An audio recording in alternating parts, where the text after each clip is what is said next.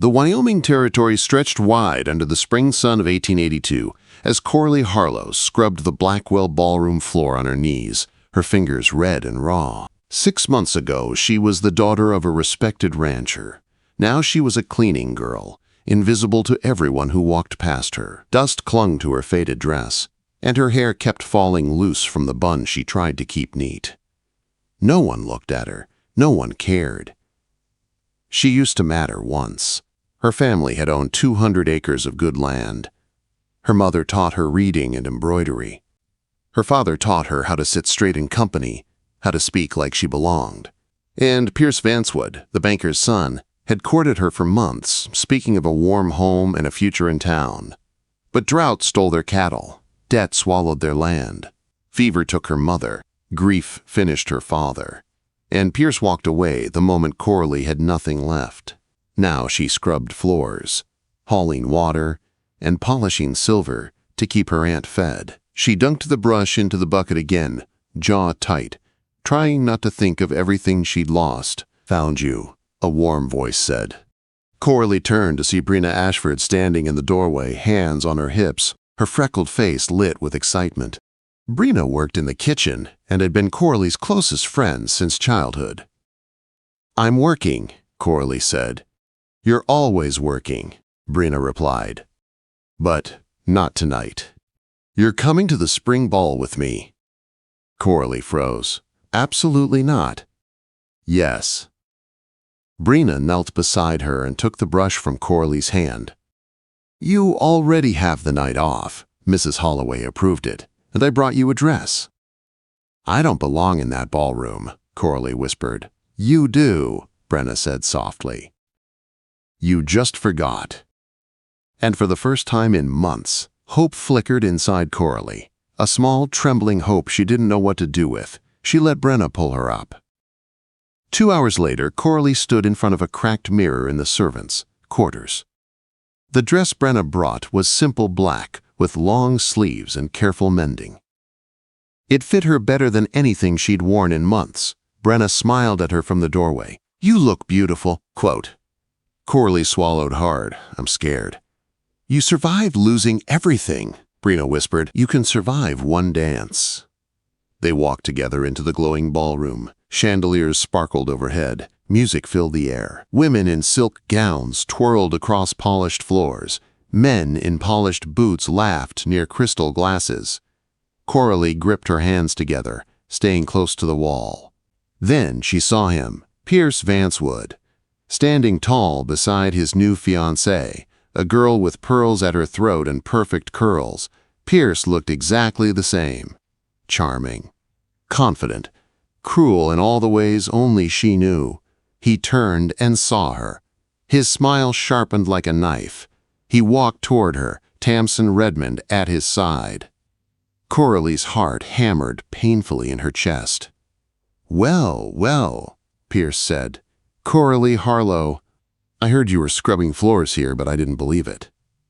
His voice carried just enough for others to hear. Conversation quieted. "It's honest work," Coraly said softly. "Oh, I'm sure," Pierce replied, smirking. "I suppose the Blackwells appreciate someone willing to get on her knees for them."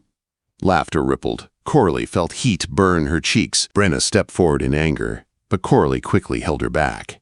Pierce wasn't finished. "Tell me, Coraly, does it ever sting knowing no man wanted you when you lost everything?" Her breath caught like someone had punched the air from her lungs. People whispered. Someone snickered. She felt smaller than she ever had. Pierce smiled like he'd won, and that was when something snapped inside her. She refused to bow. She refused to be small. Coraly lifted her chin and looked across the room. That was when she saw him. Jasper Blackwell, the cattle baron's only son. Broad-shouldered, dark-haired, shirt collar open like rules never applied to him. People said he was dangerous, quiet, intense, and the last man in the valley you ever crossed. Right now he stood alone, leaning against a carved pillar, watching the room with unreadable eyes. And in her fury, in her desperation, Coraly moved. She walked straight across the ballroom, her heart pounding like hooves across prairie grass. She didn't slow. She didn't think. She grabbed the front of his coat, lifted onto her toes, and kissed him. Gasps cut through the room. For 1 second, Jasper didn't move. His body was solid stone beneath her hands. Then his hand slid to the small of her back. Steady, warm, firm.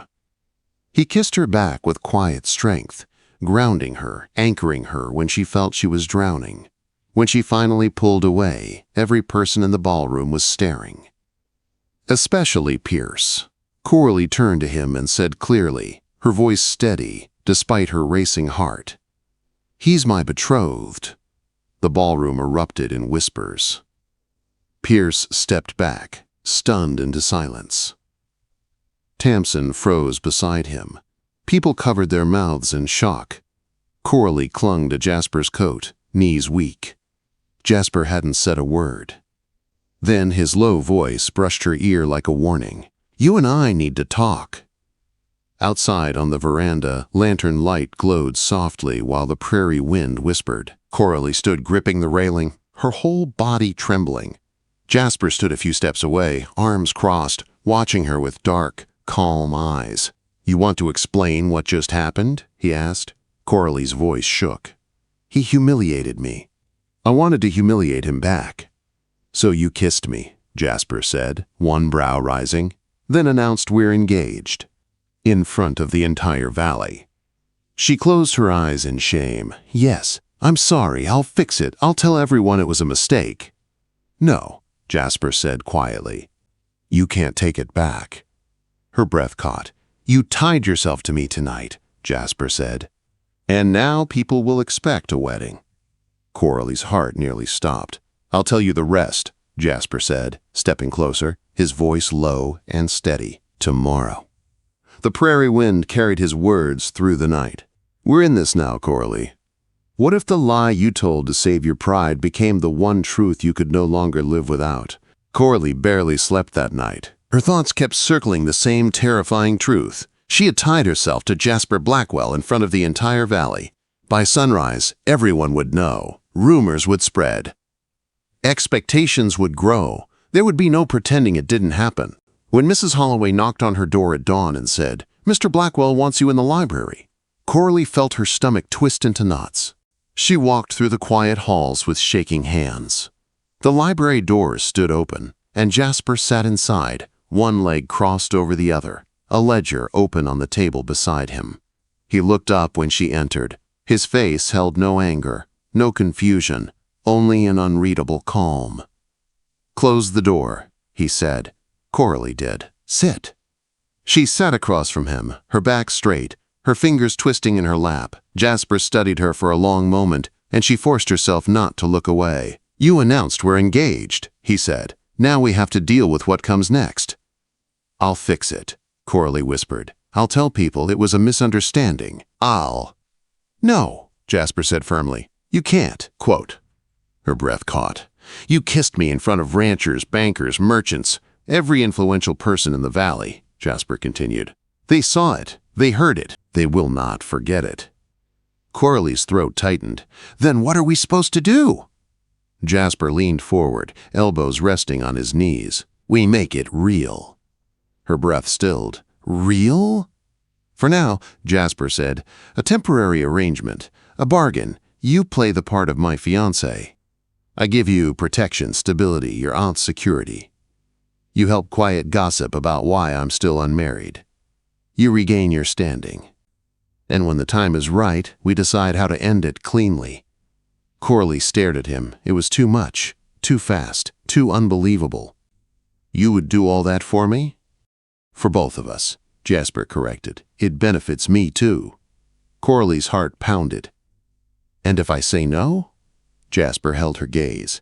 "Then you face the valley alone. And Pierce Vancewood will spend years reminding you of last night." A tremor ran through her. She knew he was right. "I'll do it," she whispered. Something softened in Jasper's eyes, so faint she wondered if she imagined it. "Good," he said. "Then the lessons begin."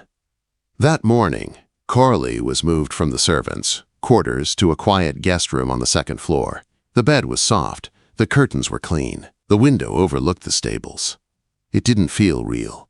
By noon, seamstresses from Prospect Falls arrived with measuring tapes and bolts of fabric. Coraly stood still as they pinned new dresses around her, adjusting hems, smoothing cloth, taking notes. They spoke quietly and respectfully, as though she were someone who mattered. By evening, Jasper sent for her again. This time, the lesson was walking. "You walk like you're trying not to be noticed," Jasper said in the library. "But now people will look at you. You need to act like you belong." He stood, motioning her forward. "Walk across the room." Coraly felt heat rise in her cheeks. She walked stiffly, her footsteps too quick. "No," Jasper said. "Again. Slower. Shoulders back, chin up. You're not hiding anymore." She tried again. Better. Again. "Better. Now," Jasper said. "Walk toward me. Keep your eyes on mine." Her breath caught. She did as he asked, each step pulling her into the intensity of his gaze. By the time she reached him, her legs trembled. "That's how you enter a room," he said quietly. Coraly swallowed hard. The next evening, he taught her to dance. They met in the empty ballroom after the staff had finished cleaning. Lanterns cast soft light across the polished floor. Jasper stood waiting for her, sleeves rolled up, an expression unreadable but somehow warmer than before. "Give me your hand," he said. She placed her hand in his. His other hand settled at her waist, not possessive, but steadying, and they began to move. Slow steps, quiet breaths, soft turns. "You're tense," Jasper murmured. "I haven't danced in months." "You remember how," he said. "Trust yourself." She tried. He guided her effortlessly, his hand firm and sure. Coraly's heart beat too fast. Every time he drew her closer, heat fluttered in her chest. When she stepped on his boot, she gasped in embarrassment. "Do it again," Jasper said lightly. "I can handle it." Coraly laughed before she could stop herself, a small, startled sound she hadn't made in months. They danced until she forgot to fear the future. A few days later came the riding lesson. Coraly hadn't ridden since before her family lost the ranch. The chestnut mare Jasper chose was gentle and sweet, leaning into Coraly's touch. "You remember how to mount?" Jasper asked. "Yes," Coraly said. She did. Easily, naturally. Like she had been waiting to reconnect with this part of herself. Jasper watched her with quiet approval. They rode across tall grass and open sky until Coraly's heart felt lighter than it had in a year. When they stopped near the creek, she dismounted but misstepped, her foot catching. She pitched forward, and Jasper caught her. His hands closed around her waist, steady and strong, pulling her safely against his chest. For a moment, neither of them moved. "You all right?" he asked, his voice low. "Yes," she whispered. She felt his breath stir her hair, felt his hands stay at her waist a moment too long, felt something shift inside her that had nothing to do with lessons or bargains. When he finally stepped back, Coraly couldn't breathe quite right, and she couldn't explain why. That night, Coraly attended supper beside Jasper, their first public appearance as a couple. The room was filled with powerful men and their wives. Coraly kept her hands folded in her lap, trying to stay calm. She felt eyes on her, whispers behind fans, curiosity from every direction. Then Pierce Vancewood spoke. "So sudden, this engagement," he said loudly, "especially considering Miss Harlow was scrubbing floors a few weeks ago." The table quieted, Pierce went on, smiling in a way that made Coraly shrink inside. "I suppose some women rise faster than others, even if they come from washed up." "Finish that sentence," Jasper said. The entire table froze. His voice was cold, controlled, dangerous. Pierce swallowed. Jasper placed his hand over Coraly's, firm, protective, unmistakably claiming. "Coraly Harlow is my chosen bride," Jasper said, "and she will be respected. Anyone who believes otherwise will answer to me." Silence, heavy and sharp. Pierce looked away first. Coraly sat trembling, her heart pounding, her lungs refusing to work. Jasper's thumb brushed her knuckles, only once, but it was enough to unravel something she thought she'd locked away forever. She didn't come here for love. She came for revenge. But when Jasper defended her, the truth hit her so hard she could barely breathe. She wasn't pretending anymore. She was falling. What if the man you chose for revenge became the only man who ever truly chose you back? Coraly couldn't think clearly after the supper. Jasper's words at that table echoed in her mind again and again. He had defended her, publicly, fiercely, as if she mattered, as if she belonged beside him, as if she wasn't the girl who scrubbed floors in silence. Late that night, unable to sit still, Coraly slipped outside toward the barn. Lantern light glowed softly inside, and she found Jasper brushing down one of the mares. His sleeves were rolled, his dark hair falling across his forehead. He looked up the moment she entered. "You couldn't sleep," he said. "No," Coraly whispered. He stepped closer. "Tell me what's wrong." "You," she said, the truth falling out before she could stop it. "You ruined everything." Jasper froze. "How?" "You stood up for me," Coraly said, her voice shaking. "You made everyone see me differently. You made me see myself differently. I came into this for revenge. I wanted Pierce to regret hurting me, but tonight it wasn't about him anymore." Her voice broke. "It was about you." For a long moment, Jasper didn't breathe, didn't blink. His expression softened in a way she had never seen before. "Good," he whispered. "Because I stopped pretending long before tonight." Coraly's breath caught. "You, what?" "The moment you kissed me in that ballroom," Jasper said quietly, "nothing about this was pretend for me again." Something inside her cracked open, terrifying and beautiful. Jasper stepped closer, his voice low. "I'm not going anywhere, Coraly. Not because of gossip, not because of your past. Not because of Pierce Vancewood. I'm here because I want to be." Coraly felt her heart tremble. Jasper reached up and cupped her cheek gently. "You're shaking," he murmured. "Because I don't know what happens now," she whispered. Jasper smiled softly, a rare, quiet smile she realized only she seemed to draw out of him. "Now," he said, "we stop pretending completely." The next weeks proved how life could change in a heartbeat. Coraly moved into a guest room near Jasper's. New dresses were made for her. She attended meetings with him, dinners at neighboring ranches, and gatherings in town. People stared at first, unsure of what to make of her, but Jasper never released her hand. Not once. Slowly, the whispers faded. Slowly, people accepted her. And slowly, dangerously, Coraly's feelings deepened. She found herself watching Jasper when he didn't notice. Found herself smiling at his quiet jokes.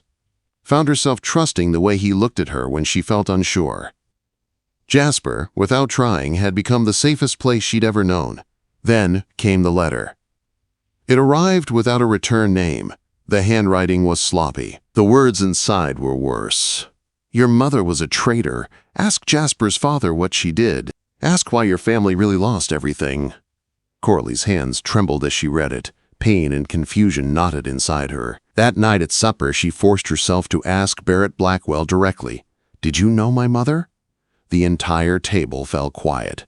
Barrett sighed heavily. "Your mother worked for a rancher who forged land documents.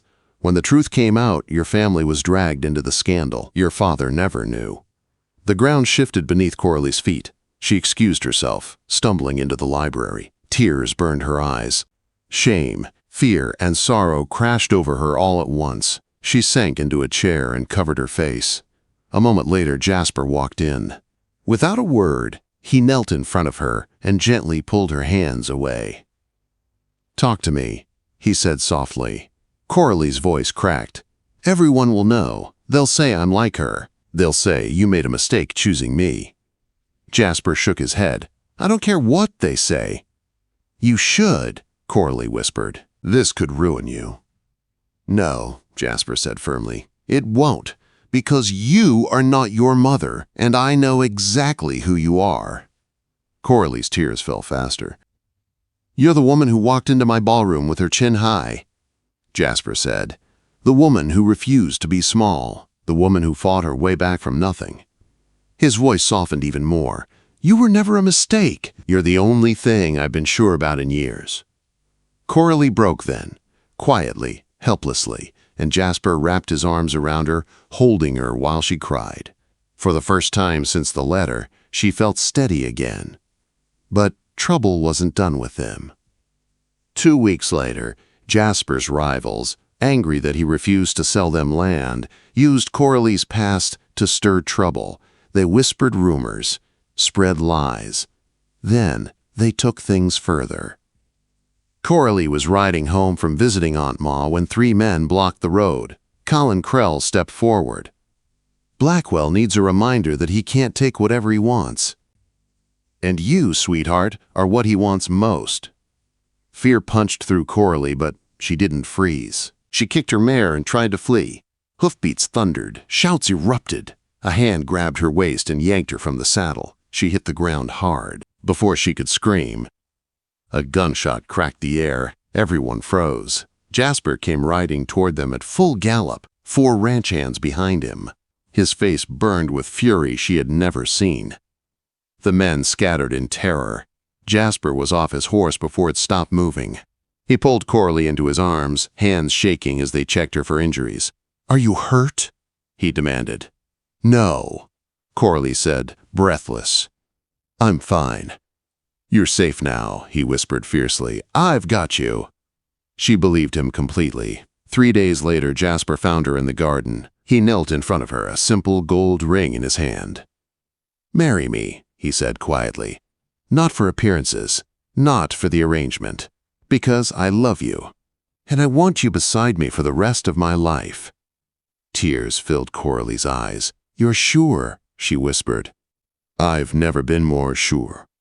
Her answer was simple. "Yes." They married beneath a cottonwood tree. Aunt Ma cried. Brenna cheered. Jasper kissed Coraly like he was sealing a promise he had waited his whole life to make. Their marriage wasn't perfect, they argued. They teased. They protected each other fiercely. They built the estate together, stronger, fairer, kinder. A year later, Coraly gave birth to their first child, a daughter with dark hair and bright eyes. Jasper held the baby with shaking hands and whispered, "You're everything, Coraly. Both of you." More children followed, more years passed, more love filled their home. And every time Coraly looked at Jasper, she remembered the frightened girl she had been the night she kissed him in desperation. She wasn't that girl anymore. She had found her strength, her family, her future, her forever. All because one moment of revenge led her directly to the man who would spend the rest of his life choosing her.